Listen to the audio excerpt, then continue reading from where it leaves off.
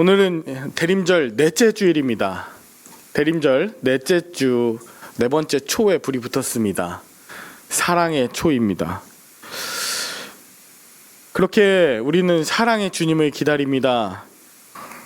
기대하고 기다리며 기도하던 사랑의 주님께서 이제 곧 우리 안에 임하실 것입니다. 어쩌면 그 사랑의 주님께서 이미 여러분들과 함께 하고 계시겠지만 이번 성탄절을 기다리면서 우리 그렇게 또 인사하게 되겠죠? 사랑의 주님이 여러분과 함께 하시길 기도한다고요. 우리 앞뒤 분들 보시면서 우리 말씀 전에 미리 이렇게 인사했으면 좋겠습니다. 메리 크리스마스! 메리 크리스마스! 메리 크리스마스! 기쁨과 사랑의 주님께서 여러분의 마음 가운데 가득가득하게 임하시길 진심으로 축복합니다. 우리 기독교의 두 가지 큰 절기를 꼽으라면 하나는 성탄절이고요, 또 하나는 부활절이라고 할 수 있습니다. 성탄절은 예수님의 오심, 그리고 부활절은 예수님이 죽으셨다가 다시 사심을 우리가 기다리는, 또 축하하는 그런 절기인데, 그 절기 앞에 이제 기다림의 시간들이 있습니다.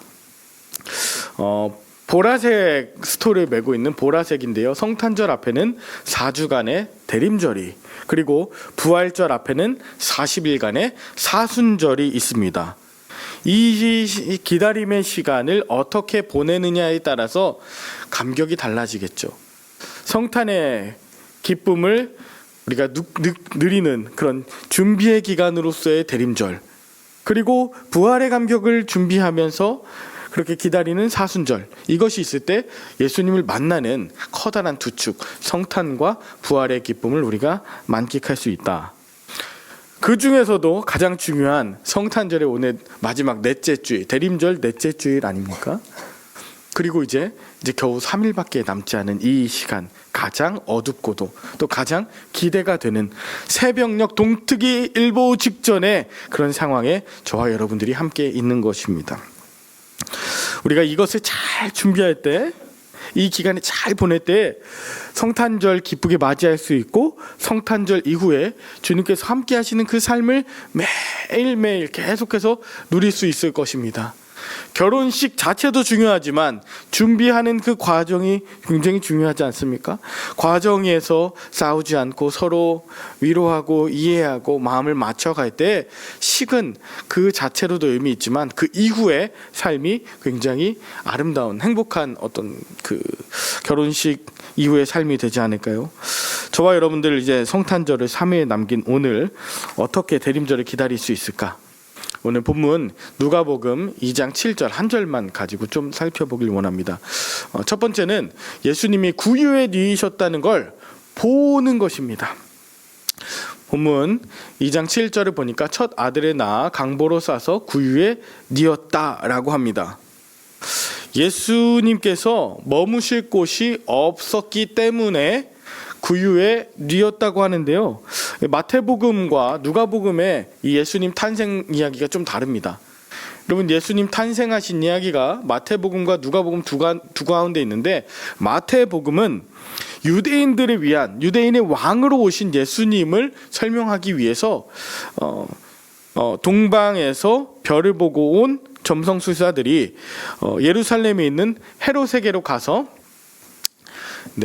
헤롯에게로 가서 이야기를 한 다음에 예수님께 갑니다. 그리고 나서 마리아가 함께 있는 것을 보고 엎드려 아기께 경배하고 보배를 열어 황금과 유향과 모략을 예물로 드렸대요. 찾아온 것은 마태복음에는 동방의 박사들이고, 그들이 보았던 것은 구유가 아닙니다. 구유란 얘기는 없습니다. 그리고 여관에 머물 곳이 없었다는 얘기도 없어요. 동방 박사들이 먼저 헤롯에게로 갔다가, 그리고 나서 예수님의 그 탄생하신 그곳에 별이 빛나는 것을 보고 가서 엎드려 자신들이 준비한 황금과 유향과 모략을 드렸다. 이것이 마태복음에 나오는 이야기라면, 오늘 누가복음에 중요한 것은 구유에 누이셨다는 것이거든요. 구유. 자, 구유는요, 헬라어로 파트네라고 하는데, 이건 가축의 여물통입니다. 우리는 주로 구유라고 말하지 않고 옛날부터 뭐라고 했죠? 구유 앞에 뭐가 붙었죠? 늘 말구유, 그쵸? 말구유. 사실요, 이 구유라고 해야지 맞습니다. 그 나중에 이제 두 번째 부분 말씀드리겠지만 그 예루살렘에는 말이 있을 수 있지만 베들레헴 같이 좀 촌이고 그리고 이스라엘 사람들이 기르던 것은 말이 아닙니다. 말은 로마 사람들이 전쟁용으로 군사용으로 길렀던 것이 말이지 이스라엘 사람들은 말이 아니라 주로 소나 양과 염소 이런 것을 먹이는 그냥 구유입니다. 여물통입니다. 그곳에 이제 놓이셨다는 것이 중요합니다. 그러니까 마태복음에 나와 있는 동방 박사들이 본 것과 오늘 예수님이 그 누이셨다는 구유하고는 좀 차이가 있죠. 자, 동방 박사들은 구유를 봤습니까? 마태복음에는 구유라는 얘기가 나오지 않거든요. 그리고 황금과 유향과 모략을 드렸습니다. 그들이 관심하는 것이고 유대인의 왕으로 나셨다는 것, 그것을 강조하기 위함이었습니다. 그런데 오늘 누가복음에는 구유에 뉘인 것을 봅니다. 자, 여러분, 구유가 어떻게 대략적으로 이렇게 생겼겠죠. 당시 나무가 흔치 않았기 때문에 나무로 만들었을 수도 있고 돌로 만들었을 수도 있지만 어쨌든 여물통은 이렇습니다. 여기에 누였다는 것, 여러분 왜 예수님을 구유에 누였을까? 그것을 왜 이야기하는 것일까? 여러분 나름대로 상상해 볼 수 있지 않겠습니까? 저는요, 아기를 낳았을 때 어미가 안고 있지 못하고 구유에 뉘었다는 것을 보면서 마리아가 출산한 지 얼마 되지 않았거나 충분히 회복되지 않은 긴박한 상황이었구나라고 상상해 볼 수 있었습니다. 아기가 이렇게 있을 수 있도록 들지 못하고 어떻게 보면 구유에 뉘어 있었다는 것 자체가 주는 여러 가지 상징들이 있지 않겠습니까? 또 하나는 예수님께서 그 가축의 밥그릇, 그러니까 말 구유가 아니라 전쟁용으로 키우던 말들이 아니라 외양간에 그 가축들은 가족과도 같거든요. 그 이스라엘 사람들에게는 그렇게 가축들이 있는 그 밥으로 오셨다는 것 자체가 말구유가 아닌 것에서 평화의 왕으로 오셨구나, 평화. 그리고 가족같이 임하셨구나. 그럼에도 불구하고 여물이라고 하는 건 먹히는 거잖아요. 잡아먹는 것이 아니고 높고 높은 곳에서 낮고 낮은 곳 다 나를 먹어라 라고 하시는 그 성육신의 진짜 끝판에 보여주시는 것 같다는 생각이 들었습니다. 낮아지고 죽기까지 복종하셔서 자주색 왕족의 비단이 아니라 팔레스타인 가난한 사람들이 덮고 있던 그 거칠거칠한 그 강보에, 그리고 황금 의자가 아니라 그 백성들이 키우는 그 가축들이 먹는 그 여물통에 누이셨다는 것, 이 많은 것들이 주는 상징적인 것이 있습니다. 마태복음에서는 이야기하지 않는, 동방 박사들은 보지 못하는 이 누가복음에 이 누가가 이야기하는, 또 이후에 정말 목동들이 보게 되는 그 신비한 장면들이 오늘 있습니다. 많은 목회자들이 오늘 어떤 본문으로 설교를 할까 고민이 많을 것입니다. 성탄절 때에도 어떤 복음서를 가지고 말씀을 전할까? 마태복음을 가지고 여러분 황금과 유향과 모략을 바치신 것처럼 여러분도 바치십시오. 별을 따라온 것처럼 그 별을 따라가십시오라고 할 수도 있어요. 그런데 오늘 누가복음에서만 보이는 것이 바로 이 구유, 그 안에 담겨진 연약함, 또 낮아지심, 철저한 평화, 이런 것을 우리에게 주님께서 보여주고 계시는 것이죠. 자, 두 번째로 우리가 좀 볼 것은 그곳이 어떤 곳인가 좀 보자는 것입니다. 여관에 있을 곳이 없었다는 것이죠. 본문 후반에 보니까 여관에 있을 곳이 없었다고 하는데 그 여관은요, 그 헬라어로 카탈루마라고 하고 그것은 손님을 위한 방, 게스트룸입니다. 여관이 아니라 요즘처럼 생각하는 뭐 이렇게 그냥 그런 곳이 아닙니다. 일반적으로 예수님 시대 때의 집은 천막 혹은 천연 동굴로 대부분 이루어져 있었고요. 동굴을 파서 그 안에 이제 거하는 곳이 있었습니다. 예루살렘이나 로마 같은 그런 곳에 가야 좀 나무로 만들거나 아니면 제대로 된 집의 형태가 건축한 집들이 있을 정도지 무슨 영업을 하는 그런 여관은 아니었습니다. 이걸 영어 성경으로 보면 예수님이 그곳에 머물 곳이 없었다. 여기에 이제 뭐라고 하냐면 no room이라고 나오잖아요. 방이 없었다는 것. 그러니까 여관에 방이 없었다. 사실 여관이라고 하는 것도 되게 특별한 표현인데 영어로 보니까 방이 없었다라는 것을 우리가 알 수 있습니다. 왜 그러냐면 당시 베들레헴은요, 목자들이 그 풀을 뜯게 할 만큼의 시골입니다. 고고학자들은 당시에 베들레헴에 사는 사람이 약 300명 정도밖에 되지 않은 곳이고, 네, 그리고 그런 곳 가운데 아기가 태어났던 상황은 아마 5명 미만일 것이다 라고 얘기합니다. 굉장히 작은 동네입니다. 그래서 제대로 규모를 갖추지 못한 시골 그 작은 곳을 미가서에는 베들레헴 에브라다야 너는 유다 족속 중에서 작을지라도, 그러니까 작다는 것을 이야기할 정도의 마을 베들레헴입니다. 자, 지금도요, 이 베들레헴에 가면요, 그 팔레스타인 지방이기 때문에 검문을 하고, 이스라엘에서 들어갈 땐 검문을 하고, 차 안에서 뭐 있는 거 없는 거 막 이렇게 검문하고 들어갑니다. 여러분, 저는 꿈을 꿉니다. 언젠가 여러분과 함께 그 땅, 평화의 땅, 평화를 또 잃어버리고 있는 그 전쟁의 땅, 예수님이 함께 하시는 그곳에 함께 언젠가 가게 될 날을 꿈꾸는데요. 미리 한번 가보겠습니다. 베들레헴 탄생교회입니다. 예수 탄생교회입니다. 이곳에 한번 보십시오. 가서 들어가면, 원래 작은 문으로 들어가는데 들어가면 들어가는 뒤쪽을 보면 문이 저렇고요, 앞쪽을 보면 이렇습니다. 한쪽으로 이렇게 들어가는 내려가는 계단을 통해서 내려가면 왼쪽에 보이는 저런 작은 문이 있고 그 계단으로 또 내려갑니다. 계단으로 내려가면 오른편에 보이는 작은 별 모양으로 된 저 공간이 나와요. 이곳이 아마 예수님께서 탄생하셨다라고 추측이 되는 곳입니다. 제가 방금 설명드리는데 그냥 지나갔지만 예수님이 탄생하신 곳이라고 하는 곳은 굉장히 아래입니다. 내려가고 또 내려가요.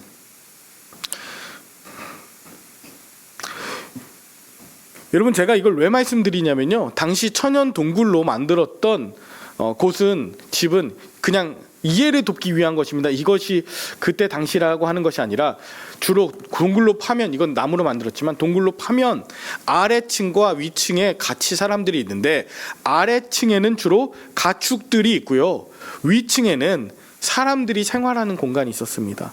그래서 카탈루마라고 하는 여관이라는 것은 사람들이 묵는 저 위층, 그 위 공간을 말하는 것이, 위 공간.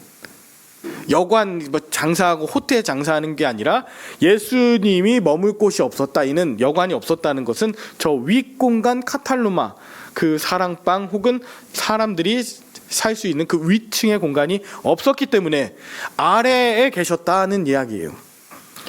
제가 왜 이 말씀을 드리냐면요, 일반적으로 사람들이 묵을 수 있는 공간이 없어서, 여관이 없어서, 그래서 그냥 예수님이 그 어떤 뭐 이렇게 나무로 지은 마구간 그런 곳에 있었다는 것이 아니라 사람들과 함께하는 공간에 있는데 사람들, 자기들은 위에 있고 예수님은 어디에 있다고요? 짐승들과 밑에 두었다는 겁니다. 아기 낳는 소리 듣지 못했을까요? 아기가 우는 소리 듣지 못했을까요? 그런데도 더럽고 냄새나는 그 밑에 계속 두었다는 것이죠. 이게 굉장히 중요합니다. 그냥 여기라도 좀 지내봐, 여기도 괜찮지 않아가 아니라 여전히 울고 있는, 그 힘겨워하는 그 사람을 계속해서 두고 있는 것입니다. 아래에요. 미리 방을 준비하지 못했다 한다면 지금이라도 올리면 되지 않을까요? 지금이라도 위로 모시고 위층으로 올려서 뭔가 이렇게 따뜻하게 할 수 있어야 되지 않을까요? 공기는, 찬 공기는 아래 깔리잖아요. 따뜻한 공기가 위로 올라가잖아요. 오늘 이걸 통해서 우리가 볼 수 있는 건, 예수님 태어나신 곳을 통해서 볼 수 있는 건, 예수님을 맞을 준비도 없었고, 예수님이 오셨지만 예수님을 왕으로 모시지 않았고 나의 밑으로 두었다는 사실입니다. 즉 요한복음 1장 11절에 보면 예수님께서 자기 땅에 오셨지만 자기 백성이 영접하지 않았다. 거절했다. 그냥 몰라서 예수님 왜 우리 집에 안 오셨지 정도가 아니라 오셨지만 철저하게 거절당하고 무시당하고 아래로 그렇게 짓눌렸다는 것을 말씀드리는 겁니다. 어쩌면 오늘날 많은 하나님의 백성들도 말씀대로 자신이 찾아오신 예수님 그 공간을 마련하지 않고 있고, 오셨다 하더라도 그곳은 내 방이니 내 곳이니 당신은 내려가시오, 당신은 저 짐승들과 함께 있으시오 라고 하는 것은 아닐까 라는 것을 생각해 보게 됩니다. 그러면 실제로 그 방에 무엇이 또 누가 있었는지를 한번 좀 생각해 보게 됩니다. 당시에 황제 호구조사 또 호정령 때문에 예루살렘의 집들마다 사람들이 가득 차 있었을 겁니다. 그리고 그곳에 온 그 친척들을 모시기 위해서 자기 방들을 이미 내어준 사람들이 있었을 것입니다. 한번 상상해 볼까요? 당시에 모실 곳이 없었다고 하는 그 카탈루마, 그 빈 방, 거기에 누가 계셨을까요? 나이가 많은 사람? 아니면 이제 갓 태어난 사람, 누가 계셨을까요? 아마 나이가 좀 있는 사람. 자, 부자와 가난한 사람, 어떤 사람이 있었을까요? 주로 이제 부자, 권력자, 이런 분들이 있었겠죠. 내게 이익이 될 만한 사람들, 나와 친분이 있는 사람들을 그 카탈루마, 그 방으로 모셔지지 않았을까? 여러분, 빈 방을 준비하는 것이 너무 중요하고요. 거기에 누구를 모실지에 대해서 생각하지 않는다면, 우선순위를 두지 않는다면 그때 아무나 막 드릴 수 있습니다. 예수님 위한 빈 방을 마련했다고 하지만 그 마음에 예수님 중심이 아니면 그때 상황에 따라서 막 넣는다니까요. 막 채워 넣는다니까요. 물건을 빼고 정리하고 빈 공간을 맞이하는 것도 중요하지만 그곳에 7 귀신이 더 들어올 수 있다는 것을 말씀드리는 것입니다. 저는 이것을 창세기에서 이미 여러분께 말씀드린 적이 있어요. 자, 인류 최초의 죄악은 뭐냐면 자기가 생각해야 될 그 공간에, 내 안에 하나님의 말씀이 아닌 다른 것을 둔 태만입니다. 자, 죄에 대해서는 2가지가 있는데 하나는 교만이고 하나는 태만입니다. 교만이라고 하는 히브리스는 내가 하나님과 같이 되어, 이것이고요. 태만은 내가 생각할 수 있는 것을 다른 사람 혹은 뱀에게 내어주는 것입니다. 예수님을 위한 방, 하나님께서 함께 하셔야 되는 그곳에 내 판단이 아니라 다른 것이 들어오게 만들어서 그것으로 하여금 주술이건 다른 어떤 형태건 이것들을 하는 것이 죄라는 것입니다.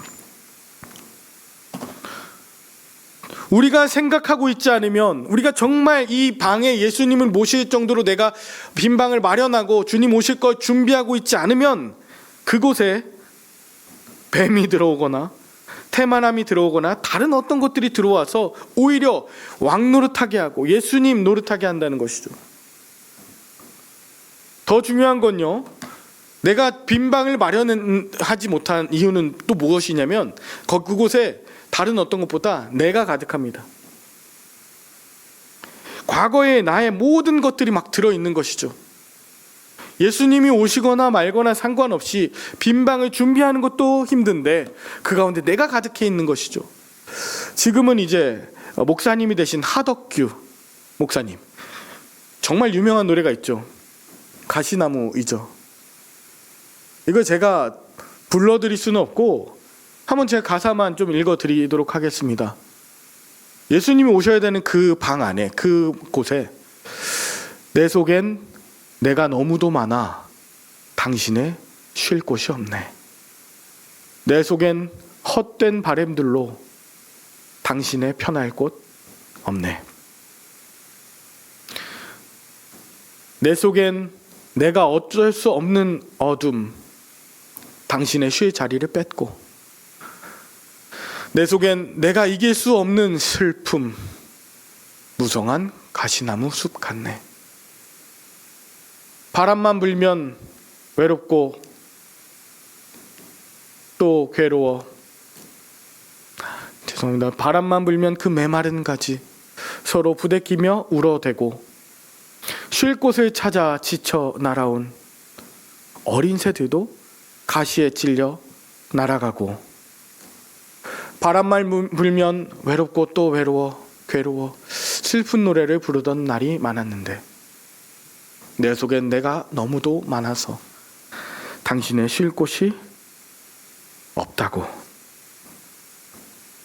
주님 쉴 수 있는 방 한 칸에 도무지 마련하지 못해 내어드리지 못하는 그 가시나무가 바로 나의 모습 아닌가. 내 속에 나의 연민과 과거의 슬픔과 상처받고 상처 주고 두려움과 걱정과 근심과 냉소적인 모든 것이 가득해서 예수님 오시지도 못하고, 오셔도 내가 가득하고 우선순위에서 밀려나는 이런 모습, 이것을 돌아보게 했습니다. 이삭이가 저에게 말합니다. 아빠, 우리 예수님 생신날에 누구를 도와줄 거야? 왜? 나는 어려운 사람들을 도와주고 싶은데 뭐로 도와줄 건데? 색종이로 종이 접기를 해서 선물로 줄 거야. 그래서 어떤 거, 이것저것 자기가 뭐 한다고. 저 굉장히 부끄러웠어요. 요즘에 뭐 같이 하는 시간도 많지 않은데 자기가 종이 접기를 해서 선물하고 싶대요. 황금과 유향과 모략 꼭 아니어도 됩니다. 그냥 작은 공간이어도 됩니다. 방통체가 아니어도 좋습니다.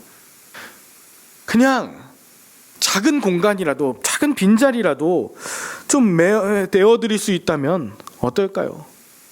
대단한 것이 아니더라도 종이 접기로 만드는 그 선물이 뭐가 대단합니까? 야, 그거 하지 마 라고 하진 못했어요. 자신감을 잃어버릴까 봐. 그러면서 생각하는 것이 있습니다. 내 속에 내가 많은 것, 내 이야기들, 언어들 좀 빼야겠다, 비워내야겠다. 마지막으로 기쁘다 구주 오셨네, 우리 성가대가 처음 오늘 찬양했던 것의 첫 번째 찬양이 기쁘다 구주 오셨네였는데요. 만백성 맞으라 하고 나서 나오는 온 교회여 다 일어나 다 찬양하여라, 이 부분의 영어 가사가 저렇습니다.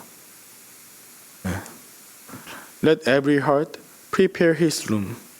우리가 다 같이 온 마음을 다해서 그의 방을 준비하자. 근데 한국 이제 가사는 온 교회여 다 일어나 다 찬양하여라지만, 원래 영어의 가사는 우리가 전심으로 주님의 오실 그 방을 마련하자는 것입니다. 말씀을 마무리합니다. 우리가 무엇을 보느냐 너무 중요합니다. 어떤 성탄절을 보내느냐, 준비하느냐 너무 중요합니다. 내 안에 온통 나의 계획, 나의 생각, 다른 사람, 세상의 것으로 가득 차 있다면 성탄을 맞이하기 전에 이 마지막 대림절 넷째 주일에 좀 철저하게 좀 비워냈으면 좋겠어요. 원망하고 미워했던 것도 비워내고요, 슬픔과 아픔의 상처도 다 비워내고요, 분주하고 소란하고 정결하지 못했음도 다 비워내고요, 예수님이 오실 그 방을 전심으로 준비했으면 좋겠습니다. 그 시간과 그 기회를 우리에게 주시는 것이죠. 황금과 유향과 모략 없는데 그거 막 드리는 것이 아니에요. 내가 드릴 수 있는 음성으로 드리면 됩니다. 그 마음으로 드리면 되죠. 구유라도, 정말 조금이라도 힘이 될 수 있다면 구유라도 내어드리는 것이, 그것이 빈자리를 마련해서 내어드리는 모습 아닐까요? 그래서 주님 여기에 오세요. 여기 주님 오실 자리를 마련해 두었습니다. 비록 초라하고 좁지만 우리 가장 귀한 곳을 조금 마련했으면 좋겠어요. 가장 하찮고 냄새나고 더러운 것은 사실 나인데 그곳에 와주셨잖아요. 이곳에 임하시겠다고 했잖아요.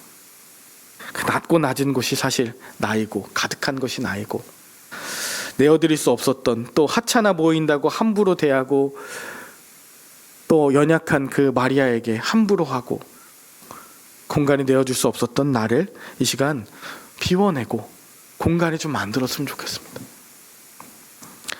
더불어 낯선 땅에 온 마리아 보인다면, 정말 위급한 위태로운 분들 보인다면 우리 위로하고 또 축하했으면 좋겠습니다. 그래서 성탄을 앞둔 3일 앞둔 여러분의 빈 방 가운데 마침내 주님의 오심, 그 기쁨으로 가득한 그런 저와 여러분들의 시간이 될 수 있기를 간절히 축복합니다. 기도하겠습니다. 하나님 감사합니다.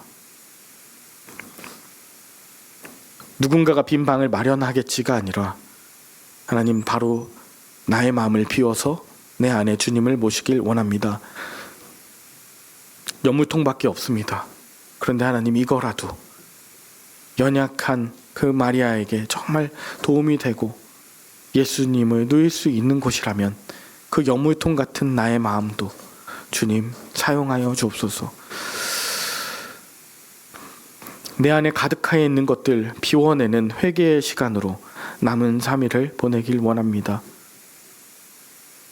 그저 채우는 것, 소비하는 것, 세상의 요란한 것으로, 허무한 것으로 채우는 그런 시간 아닌 예수님 정말 기다림으로 준비하고 맞이하는 그런 빈 방들 다 되게 하여 주시옵기를 예수 그리스도의 이름으로 기도 올리옵나이다. 아멘.